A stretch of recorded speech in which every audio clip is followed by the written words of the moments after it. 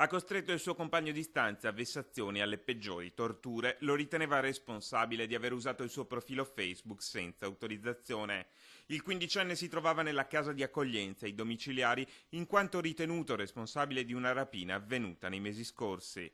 Dentro la casa non si era affatto redento ed anzi ha continuato a mettere in atto comportamenti di violenza non solo fisica ma anche e soprattutto psicologica nei confronti del suo compagno di stanza, il quale a suo avviso si sarebbe permesso di utilizzare l'identità virtuale senza autorizzazione. Con il passare dei giorni le vessazioni sono diventate sempre peggiori fino a sfociare in veri e propri atti di nonnismo. Lo costringeva ad atti di nonnismo come mangiare gli escrementi umani o leccare la tazza del water. Ad accorgersi di quanto stava avvenendo dentro il bagno della stanza è stato un operatore, un educatore della struttura della Castellana che ha immediatamente dato l'allarme richiedendo l'intervento delle forze dell'ordine e sottraendo la vittima dalla morsa del suo coetaneo aguzzino. Vistosi scoperto, il ragazzo non ne ha però voluto sapere di arrendersi. A questo punto l'aggressore si procurava un coltello minacciando di morte l'operatore intervenuto.